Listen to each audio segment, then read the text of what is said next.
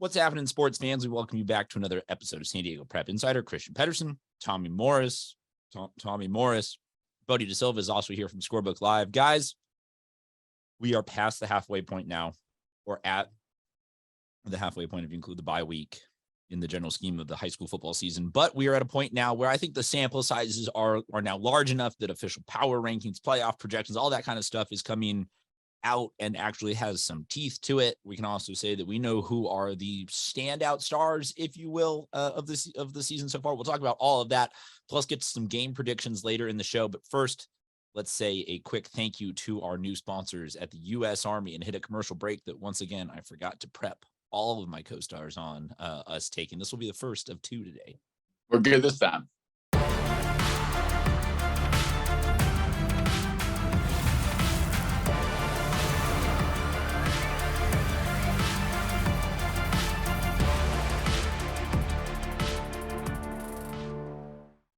Thank you again to the U.S. Army. We appreciate their support of all things ST Prep Insider. Guys, before we go forward, let's go backwards and talk about the week that was. Let's go to our game balls. On a line right there. Before we can go forward, we go backwards. Bodie, you want to start with your top 10, and then Tommy will get to your game balls? Sure. Not much movement for me. Carlsbad's still at number one. They're going to get Zach Marshall back this week, and they will need him because Liberty's coming in from Bakersfield. Very good team there, including a USC commit on the defensive line. Madison's there at number two. They had the bye week. Haven't played a great schedule, but I'm still very high on this team, and they get a good Granite Hills team this week before they start league play. Lincoln moves up a spot to number three. Been super impressive. Their one loss was up at Alamany, and they'll head to Bakersfield to play Garces Memorial this week. Cathedral drops a spot to number four. Their three losses are to big time out of section teams, but when you're 2-3, I think that you still have to count for that, and they're going to get Steel Canyon this week. Helix is there at number five. They had a comeback win against Saints. They were really outplayed for the first three quarters, but turned it on late and won that one 42-29 on Friday. Poway ended up being a forfeit win over Vista, and probably not the best timing because they have their bye week this week, so they're going to be off for a couple weeks before they come back against Del Norte on September 30th. Granite Hills moving up at number seven, been really impressive. Only allowed 22 points in the last 12 quarters. They're 4-1 now, although heading to Madison this week is a big challenge. Mira Mesa is there at number eight. They shut out Scripps Ranch on Saturday. Makai Thompson doing his thing again, 234 total yards and 3 rushing touchdowns. La Costa Canyon moves up from 10-9.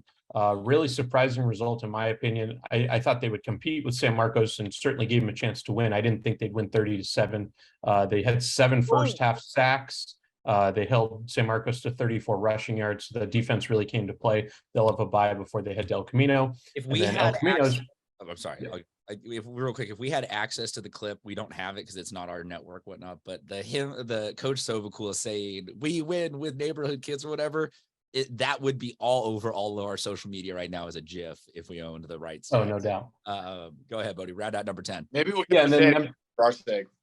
Number 10 there at El Camino. They bounced back from 2-game losing streak against Pinnacle from Arizona and Carlsbad, and then they beat Westview this last Friday, 4 first quarter touchdowns, put that one away early.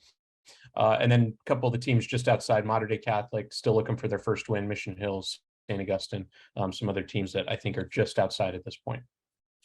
Tommy Morris, your reaction and or thoughts to that top 10, or do you want to move on? Yeah, I just want to add to LCC. Their 2 losses have also been from non-section teams, kind of like Cathedral. So now they're playing more San Diego teams, and like we saw last week, they are very good. So do not be surprised if LCC turns out to be the surprise team of the year, like the way things are going up there. Yeah, that'll actually be a great segue eventually into our breakout stars. We're talking about breakout teams, though. LCC would definitely be, I think, atop of that leaderboard. They are propelling themselves upwards nicely. Let's go to game balls. For this segment, we'd like to talk about the best performers, top athletes, and everything from last week of high school football. Tommy Morris also does a specific game ball to the special teams player of the week. Tommy, can we start with you and your game balls? Yeah, we'll go with I got some smaller schools in here too this week. I got Isaiah Jackson from Granite Hills, 11 carries, 147 yards and touchdown. Yes, Granite Hills not small, but Aiden St. Jean from the Rock Academy, 6 carries, 120 yards and a touchdown. Little shout out to the Rock. Another smaller school, DeMarco Wright from Mar Vista, 146 rushing yards and touchdown. And Jorge Garcia, Hilltop, 8 carries, 128 yards and a touchdown. So some good rushing numbers and not a lot of rushes for a lot of kids around the county. We love those high averages. Yak and high rushing yards per attempt are always great. Bodie, Tommy, your special teams player of the week? Yeah, especially, sorry, I got to get it off my phone because I didn't type it on my computer because that's how I prepare for these things. AJ Logan from San Ysidro with kick return touchdown last week. He is the special teams player of the week.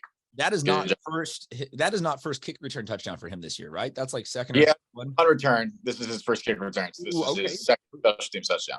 Let's go. I love me some repeat special teams touchdowns. San Ysidro. There we go. A little something cooking with gas, if you will. Bodie DeSilva from Scorebook Live.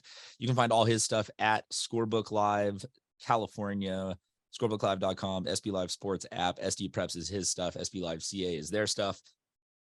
Bodie DeSilva, your game balls from the previous week. Yeah. Starting off with Chris Guzman from Del Norte, 216 rushing yards, 3 touchdowns in their game against Rancho Bernardo. Kevin Allen, the third from Helix, got to see this one in person, 148 total yards and 3 touchdowns. Helix has so many impressive juniors. I think we kind of wrote them off when Coach Owens left last year, but they've picked right up where they are. And I think they can make a run this year, but if not next year, they will be one of the loaded teams. Sir Darius Autry from Hoover, great name there, 11 carries, 189 yards and 3 touchdowns against O'Farrell. Jerome Smith from Rancho Buena Vista, 10 tackles, 2 sacks, and 2 fumble recoveries in their win over Escondido. And then Chase Lowry from Point Loma, 2-way performance there, 113 yards, 3 touchdowns, and also 12 tackles in their game against Christian. Point Loma, another one of the schools that will be up there with LCC to talk about breakout teams of the year. Thank you guys for your game balls. Bodie, we've been talking about the breakout, so let's finally get around to that. You're going to write an article, or you have been writing an article for a while now, kind of studying the breakout stars. You don't need to give us all of them, but if you could tell the people where they could check out everything that's going on, whatever voting you have, and then at least give us some of the guys on your plate, and then Tommy and I can jump in. Yeah, it'll be out here shortly, maybe today, maybe early tomorrow. It'll be on scorebooklive.com/California, and then you'll be able to go on and vote who you think has been the best breakout star in San Diego. And there's a lot of guys to choose from. Demarion Wright from Morris is one I've been really impressed from this year. Morris, they rush a lot every year, but I think especially the numbers he's been putting up have been impressive. Quincy Heron from Helix, really good numbers at tight end. They've got impressive skill guys all over. Crete Makahele from San Marcos, freshman quarterback. I didn't really know if I should include a freshman, but I mean, when he's doing it from day one, easy breakout guy right there. 2 wide receivers there. Jace Nix, also from San Marcos, a sophomore doing big things. And then Ty Olson from Del Norte. Those are 2 guys there that have jumped out, and in their sophomore years are already among the section's receiving leaders. So 2 guys to watch as we go along.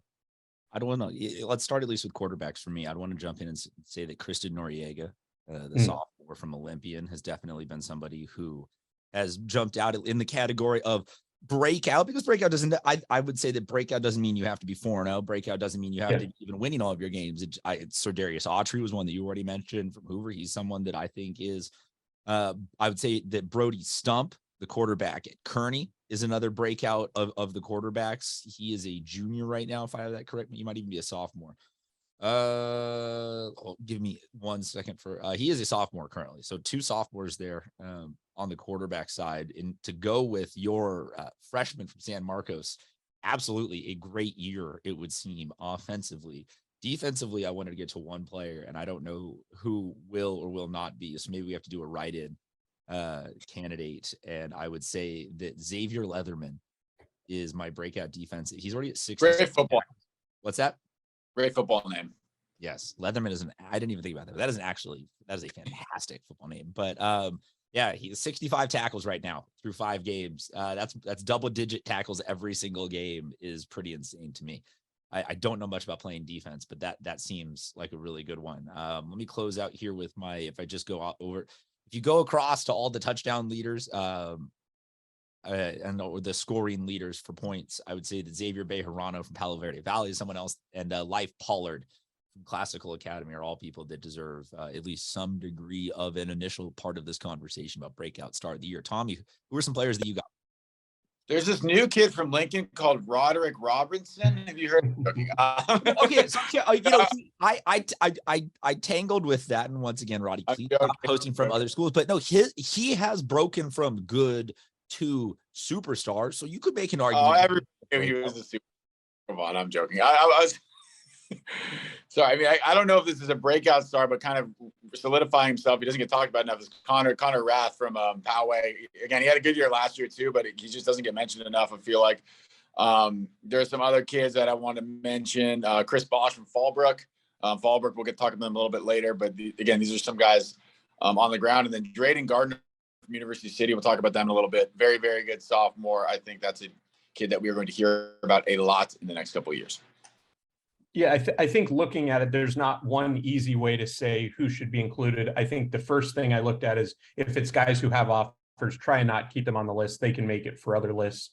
These are guys that maybe it's a freshman who just we didn't know a ton about. Is it someone who played JV last year? Is it a senior who was a backup as a junior? One other defensive guy I want to mention, just because it seems to always be offensive guys, but Kuda Mitchell from Madison in 4 games so far, 32 tackles and 9.5 sacks. So really impressive stuff from him. Let's see where we're at. Sacks leader currently. I think I'm Ratumata's leading it right now. Oh yeah, I won't even try to attempt that name from Army Navy there. But what another week for him. Ratumata Baluva. Already got almost 12 sacks. My goodness, I'm gonna get Army Navy on the show. Blocked a field goal and does just about everything. Let's go. Madison obviously got guys up there. Montgomery got guys up there. There's a lot of good teams going on. This, I think, at the 5 point, we are what? It is this week or is it next week that the actual official CIF rankings come out, the power rankings? I believe it's next week. We're like right there at the part with the sample size. So there's 6 undefeated teams remaining, and there are now sporadically going to be league play starting over the next couple of weeks. And we got 4 games that we want to talk about from this weekend. First one being Mount Carmel. They are traveling to take on Rancho Buena Vista. RBV is a must talk about every week now because they are one of those undefeated teams, and it no longer feels like last year was kind of a cute story. Like, okay, like they're turning things around this year. They're freaking dominant, and Mount Carmel's a really good test for them. So, Bodie DeSilva from Scorebook Live. Let's start with your thoughts on this game. Yeah, I saw this exact matchup last year, was excited for that one, and Mount Carmel did what they needed to. Obviously, a different team there, some experience with Jaden Virgin. I think this year with Rancho Buena Vista having this game at home, the way they're rolling on offense, I think they'll be able to score enough points. And I'm gonna say RBV comes out this one with their closest test yet, but I'm gonna say between 7 and 10 point win for Rancho Buena Vista. Tommy Morris, RBV Mount Carmel. The RBV is one of the best offenses in the county. So, I mean, they can throw Thunderhill, they can run, they can do whatever they want. Yep. From Mount Carmel, Drew Ventimiglia. Got it right. Definitely got it right. 332 yards receiving and 3 touchdowns. I mean, you mentioned some of the guys that Mount Carmel is missing this year. They have some dudes stepping up. I just think it's going to be too many points to catch up to. I like RBV, kind of like Bodie said. I think it's going to be a 2-touchdown game. This is a very, very, very good Longhorn team. One of the best we've seen in a while. Our next game that we go to, and it's nice to see most of these being back to play it on Friday, is going to be Brawley at Fallbrook. If you saw anywhere if you followed Scorebook Live, California, SB Live CA on social media last week, you could actually physically not miss it. The news that Fallbrook beat Ramona. That was posted to every single shout for everything, because we got to let the people know Fallbrook beat Ramona. Was that a fluke last week? Are we overextending ourselves by saying Fallbrook is now a powerhouse relative to their size and spectrum, or is Brawley in for a tough matchup here? Let's start with you, Tommy Morris. Brawley is a tough team. Tanner Carranza is a very, very strong running back type guy. Very hard to tackle. Their stats are not online, so I've seen them play, so that's all I can tell you. Ethan Gutierrez, very athletic quarterback. He's small, but do not underestimate him. He can scramble around, buy time, and find receivers open downfield. For Fallbrook, I just mentioned him already, Chris Bosch, 165 yards per game and 4 touchdowns so far this season. These are 2 teams that like to grind it out on the ground. This will be a quick game because the clock is going to run the whole entire time. I do like Fallbrook in this. One common opponent, University City. Fallbrook played them a little bit tougher, so that's why I'm going to go with the Warriors. But this will be a very close game. And again, the clock is going to run like the whole time. So this is going to be a low scoring game. It should be a fun one to watch if you like running. Bodie DeSilva, your thoughts? Yeah, I like Fallbrook here as well. I think early on in the season, it caught me a little off guard, at least when I saw the first week result of University City beating Fallbrook 14-7. But ever since then, Fallbrook's kind of backed it up and shown what they are. They posted back-to-back shutouts there, including one at Santa Fe Christian. And in 5 games, they've only allowed 33 points, which is incredible how quick this turnaround's been for them. I know they were on the up last year, but had a coaching change in the offseason. So I like Fallbrook again. And I think I don't want to look too far ahead, but that game against Rancho Buena Vista at the end of the year, that could be for a league title. So that's a huge deal coming down to the wire. Look at that. Already doing a tease for several weeks out show content wise. That boy, Bodie. Granite Hills at Madison is not a game that I think many of us had circled after week 1, but now it is a must watch this Friday night. Tommy Morris, we will start with you. Yeah, maybe the best in-section game of the week. Granite Hills has had a pretty good season so far. Madison has been very impressive. I mean, I think we knew top 10. I don't think we knew it was going to be a top 5 team. So Madison, Reggie Johnson, 872 passing yards, 9 touchdowns. On the defensive side, Kuda Mitchell, 14 tackles for loss. Oh, yeah, by the way, 9.5 sacks. Talking about sacks earlier, that's pretty good. So I like Madison in this one. I think they win by a touchdown and a half. So call it 10 points. Should be a good game, though. Bodie DeSilva from Scorebook Live, your thoughts on this game? Yeah, I'm going to go with Madison here. Granite Hills has been impressive. I saw them in the scrimmage, and I think since then, not that you can take a ton away from that, but they've just ever since that first week loss, they've found a way to keep this thing rolling. But Madison, I think ultimately they're one of the open division contenders for me. So I think after this bye week, especially a chance for them to get healthy, and the way that their offense is moving this year, it's not just a run the ball thing. They've shown they can pass it with Reggie Johnson with some impressive numbers. So I'm going to go Madison by 2 touchdowns here. Our last game of the week to talk about is University City and Bishops squaring off in a game that will feature a bunch of interesting ripple effects in terms of strength of losses and wins by that tangential power. Bodie DeSilva from Scorebook Live, we will start with you. University City and Bishops. Yeah, I think this is one where people may just look at it and think University City may be able to run away with it. Bishops is always impressive to me with what they were able to get out of with such a limited roster. Nobody in the county is able to do that so consistently. I mean, even just seeing their playoff game last year, going to Rancho Bernardo, they got about 50 less kids on the sideline, and they still have a chance for a field goal to win at the end. Obviously it didn't happen. Some crazy stuff there. We were both at that one, but yeah, I'm going to go University City here, but by a field goal. I think it's really close. Ultimately, just Bishops being low on numbers is going to hurt them there. Can you tell him Bodie's enjoying certain things again in life when he just has the numbers and the spreads baked into all of these games that even though I didn't ask for him, he just has them. He's been crunching these kind of things. Tommy Morris, your thoughts on this game? Yeah, Bishops is a team that always plays up to their competition. Doesn't matter who they're playing. You can put them against the Green Bay Packers. They could probably make it close. But University City, a very don't give me those eyes. All right. I love it. Let's go. University City has a great roster this year. LaDainian Lawrence. Everyone knows about Sam Cooper. I'll talk about some other guys. LaDainian Lawrence, over 100 yards total per game this year. Troy Bassler, 285 receiving yards. Defensively, Caden Dawson. We all know about him coming off the edge. 6 tackles for loss this year and 4 sacks.